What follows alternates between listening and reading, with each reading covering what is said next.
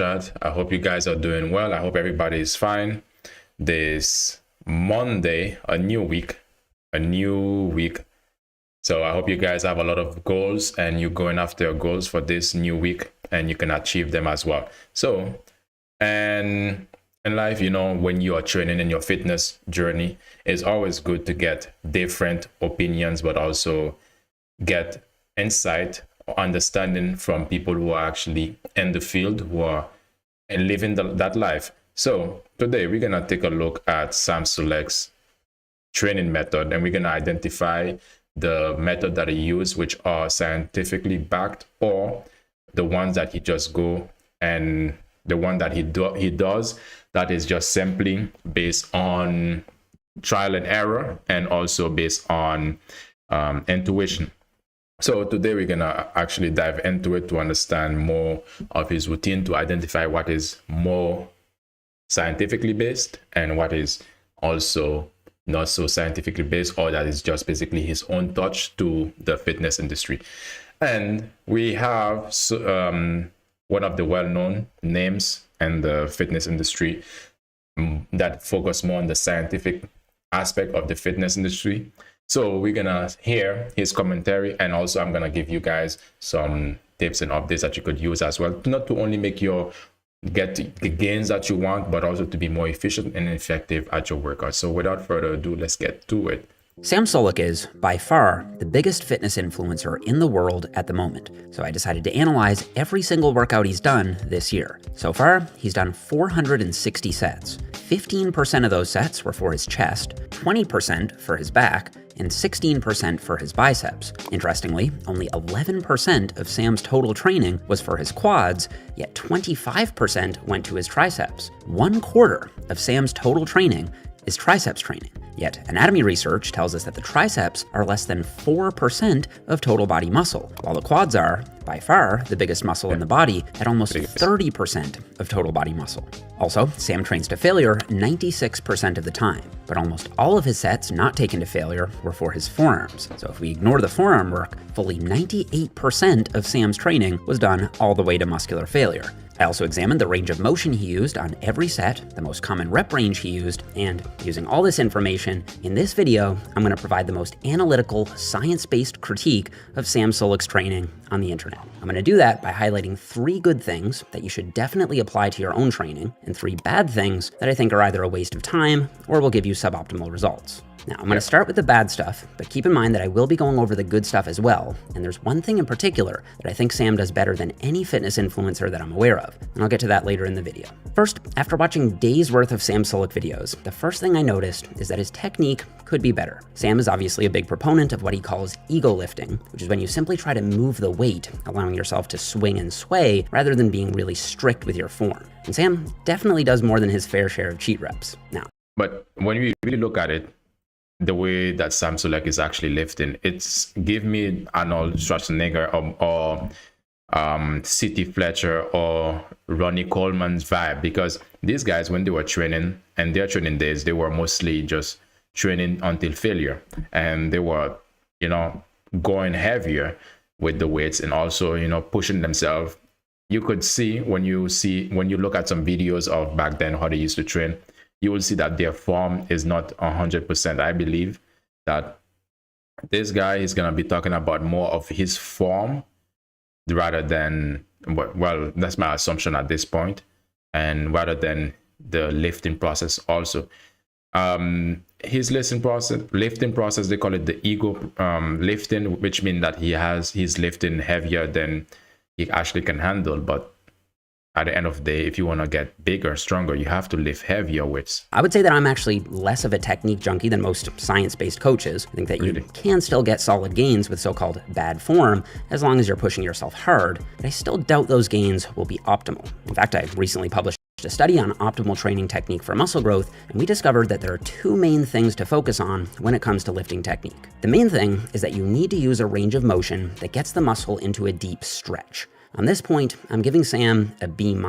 Sam doesn't always use a full range of motion, for sure, but that's okay as long as you're getting the muscle into a deep stretch. And while Sam often does get the muscle fully stretched, there are too many times when he doesn't to get an A grade. For example, on the incline press here, he's stopping at least 3 or 4 inches away from his chest, which isn't the end of the world, but it isn't ideal. I'd rather see him strip the weight back and touch the bar to his chest so he can really feel that deep stretch in his pecs. And but also, here on Preacher, what's also what he failed to mention is that when you are lifting heavier weights, like Sam was, let me see, trying to get it. When you are lifting heavy weights like this, ideal. This amount, 3 times 25 kilos, if you can make the change in your own conversion rate. But the amount that is actually lifting, the bigger the weights get, is the less your range of motion is gonna be. So this is a normal situation. Although he can try to go lower with the weights to touch his chest, and also push it really outward and to get his arm as straight as possible. But again, probably in the very beginning of the set when he was lifting, and during the warm-up, if he has like one plate on each side, then probably he'll be able to have the full range of motion. But the heavier the weight gets, is the least your form is going to be affected. So your form is not going to be 100%, and this is why I'm actually saying that as well, because I want to see this, he's lifting very heavy weights, and versus how you would lift with just one plate, so a lighter weight, because there's a real big difference between lifting heavy and heavy weights and lighter weights, because the difference is your form is going to be affected. See him strip the weight back and touch the bar to his chest so he can really feel that deep stretch in his pecs. And here on Preacher Curls, you can see that he's cutting out the bottom quarter of the range of motion where his biceps would be the most stretched. And we now have 2.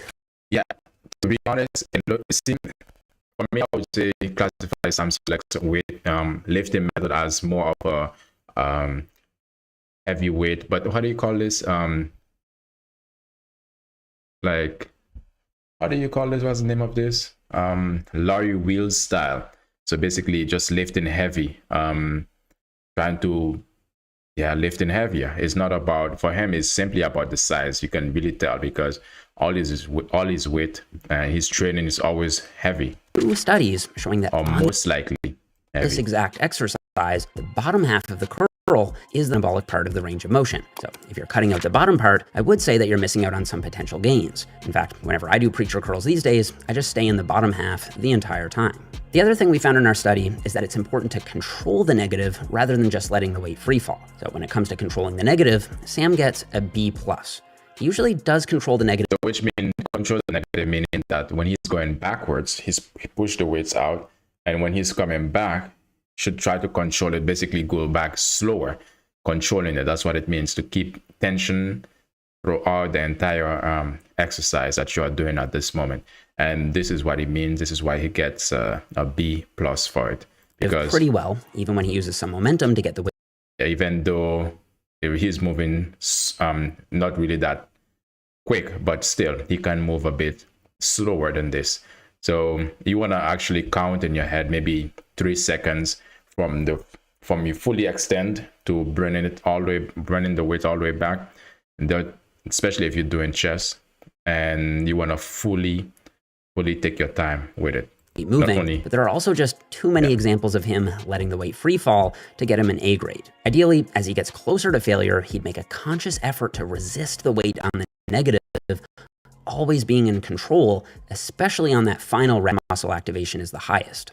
Overall, I'll give Sam a grade on training technique. The next thing I quickly noticed is that Sam will more or less just completely wing his workouts. He doesn't have a structured training plan. He hops in the car, roughly maps out a workout in his head on the way to the gym, and then he'll even often improvise the workout in the moment based on how he's feeling. The problem with basing your workouts around whatever you're feeling that day is that it's really hard to guarantee that you're actually progressing. If you're just picking different exercises at random, you'll quickly hit a plateau and start spinning your wheels in the gym. In fact, I would say that this is the number one thing that causes people to fall into that dreaded lifetime intermediate category after getting past the newbie phase. In order to keep making progress after your first year of lifting, it's crucial that you use progressive overload. All progressive overload means is that you add something to your workouts over time. That's usually done by adding some weight or a rep to each exercise. But if you're just randomly switching exercises in and out, what'll happen is when it's time to hit that same exercise again, you end up just doing the same weight and the same reps that you did last time.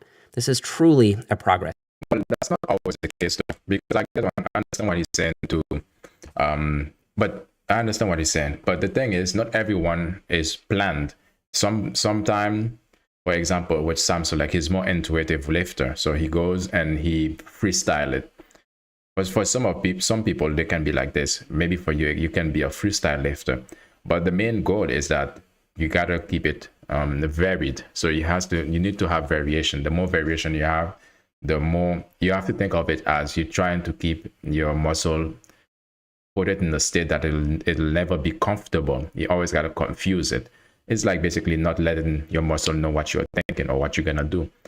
And he said probably in the same exercise you'll be lifting the same amount of weight, but of course that could be the case. That could be the case that you lift and you go back, let's say, for a bench press, and you happen to be stuck in one weight for a long period of time. Probably it's time to just put it down and do something different and come back to it.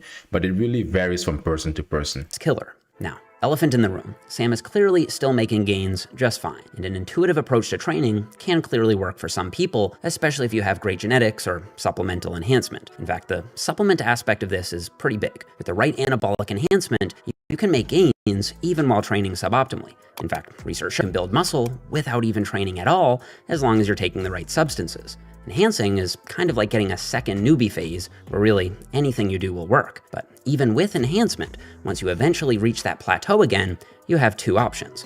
Get smarter and more structured with your training, or increase the dose of anabolics. Obviously, the safest solution is to get a plan, put it on paper, or put it in your phone, and track the weight and the number of reps you do. I personally do this for every exercise, but even just doing it for your heavy compound lifts would make a huge difference. So, for example, you can track your squats, presses, and heavy pulls, and then kind of wing it for the lighter isolation stuff like curls, lateral raises, and chest flies. Now, to Sam's credit, you do want to give yourself the freedom to switch exercises in and out if you're feeling pain, or if you're just really in the mood for something different. For example, Sam immediately switched his chest workout to a back workout after feeling his chest tighten up in this workout on January 8th. I think that's a smart move. But for the most part, you do want to keep most of your exercises and most of your workouts the same for at least a month or two, so you can make sure that you're adding some weight or some reps to those exercises. Also, to be fair, Sam could totally be tracking his workouts off camera, but I didn't hear any mention of that from any of the videos that I watched. I agree with keeping your workout or basically doing the same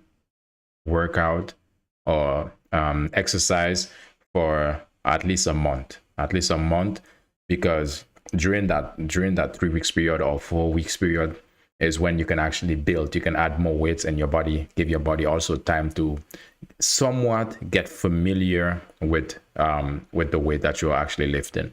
But again, you don't want your muscle to get comfortable. You want it to be familiar but not comfortable to the point that it's not gonna grow anymore. Definitely got the impression that most of the time he's just completely winging it. Overall, I'm giving Sam a C+ on program structure. Third, Sam uses a body part split, or what many would call a bro split. This is where you train only one muscle per workout. So he'll do chest one day, then back the next day, then he'll do an arm day, and then a leg day. There's two main issues with this. First, as you can tell, it ends up being very disproportionate in terms of how much volume each muscle gets. So far this year, Sam has done 113 sets for his triceps and only 9 sets for his calves, and just 6 sets for his glutes. And his tricep volume is more than double his quad volume, despite the quads being 8 times bigger. Now, Sam has said that he's trying to focus on his triceps right now, but this is fairly normal for a bro split because you have at least 3 upper body days for every 1 leg day. Yet, from an anatomical standpoint, your legs have way more total musculature than your upper body, and it's not even close. So unless you already have great leg genetics, your legs may start to lag behind on this split. There's also an issue with junk volume. In this workout from January 21st, Sam did 13 sets for his chest, plus 2 drop sets. But the best studies tell us that you tend to max out the amount of growth that you can get for a single muscle somewhere around 6 to 8 sets per workout. So after you've done 6 to 8 sets for a single muscle in one workout, any more sets that you do after that probably aren't doing much. This is why some people call it junk volume. So rather than wasting all that energy doing 13 sets in one workout for one muscle, I'd suggest splitting that volume in half and putting 6 sets on one day and 7 sets on another day. Now, it's possible that because Sam is just so big, he can use more volume in a single workout than you or me. And I guess it's worth mentioning that probably 90+% of IFBB pros do follow the same split as Sam. So it could be that if you get to that unnaturally high level of muscular development, the rules change, or that with enough enhancement, the rules don't really matter anymore. That said, when I spoke with Dr. Mike Israetel about this, someone who I'd consider an expert on both the natural and enhanced side of bodybuilding, he said that enhanced guys would also be better off following a more science-based training. That could be a push-pull leg split, lower split, or even a full body split. I think that those are all better options for the vast majority of people, again, because they allow for a more even distribution of your volume across your body, and they're less likely to lead to so-called junk volume. Overall, and one thing I want to mention is that although this is about the science behind Sam Sulek's training method, if there is, and where the science actually, well, he's being judged now by a scientific method, but we got to keep in mind that there's no right or wrong answer all the time, because don't let that actually stop you and trying to really be a person that is very much, let's say, obsessed with the science so much that you actually stop the training. So the training should be the priority. The science here, what we are talking about, is some more of tweaks and adjustments that you can make over time to actually better your training and also better your growth. So basically, try your best not to be over-analyzing the information that is being brought forth. There should be something that can help you just simply make tweaks and small adjustments. Sorry. I'm going to give Sam a C+ on his training split. Okay, let's dig into the good stuff. First, to his credit, Sam trains very hard. This is extremely important if your goal is to maximize muscle growth beyond the beginner stage. And I do think that simply training hard is more important than any of the previous stuff I talked about. You can optimize everything else on paper. If you don't push your sets hard, it doesn't really matter. That said, too much of a good thing can be bad. And in this case, I think it might be.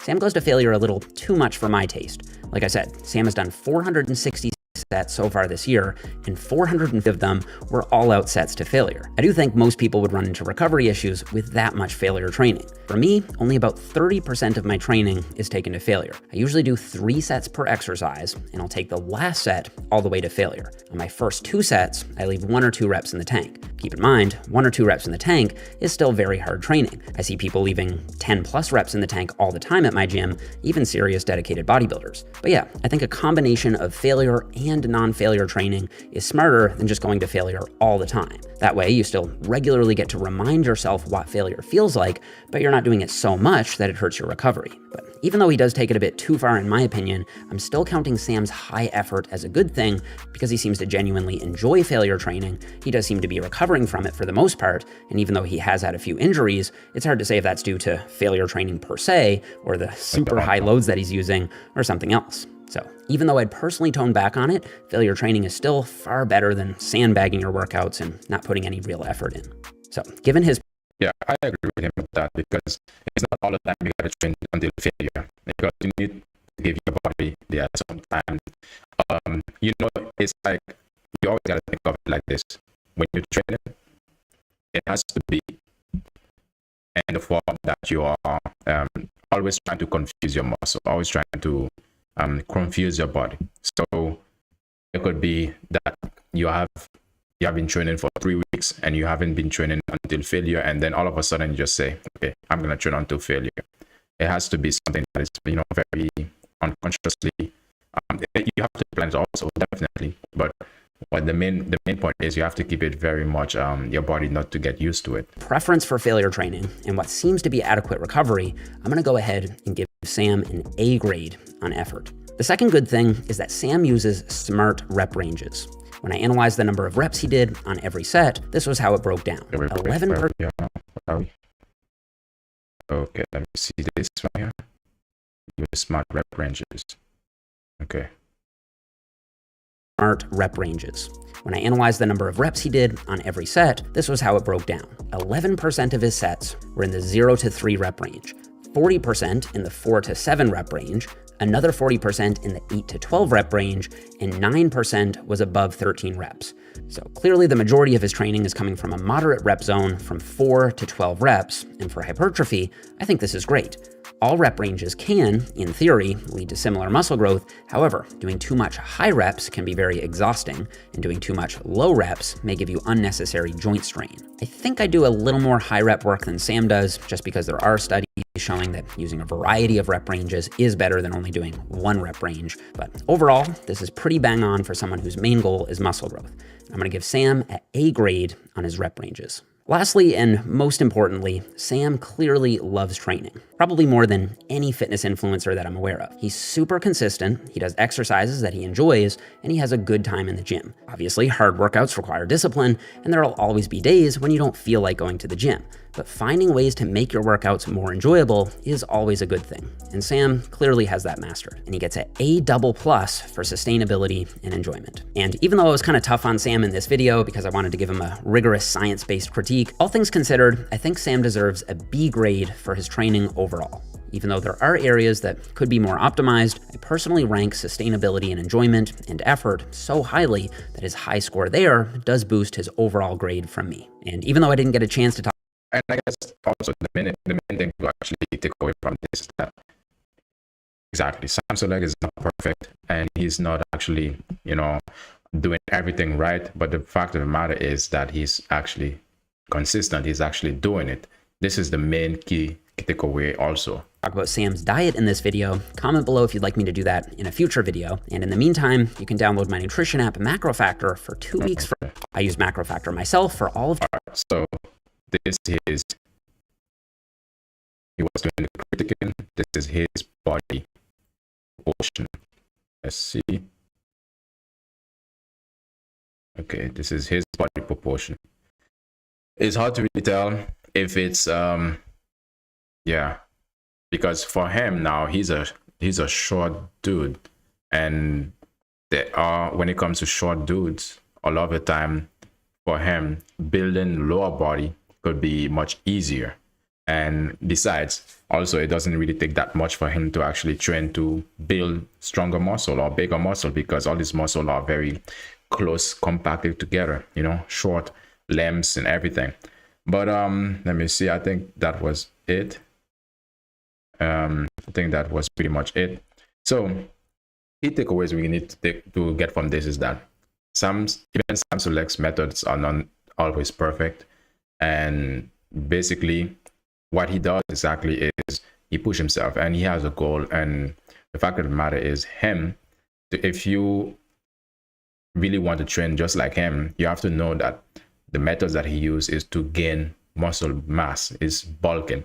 So that's why a lot of the time his motion range is not full, and at the same time he do very much lower reps, so 6 to 7, under 7 repetitions. But the thing is with that is, of course, it can damage. You are highly likely to get injured because you are forcing your body to lift heavier weight, very heavy weights at every session. And to lift them at failure also is another thing, because you're always pushing yourself to the extreme. So sustainability wise, I would say that's something you gotta really challenge yourself into, to know, okay, these are the things that could happen. That you can get injured because you are pushing yourself to maximum failure all the time. But it's really important to know what your goal is, because you can basically start just normal, and then after a while you then switch to this method, or just basically use his method at different interval in your training regime. And if you have any questions, just let it be known, and I'll see you in the next one. Peace.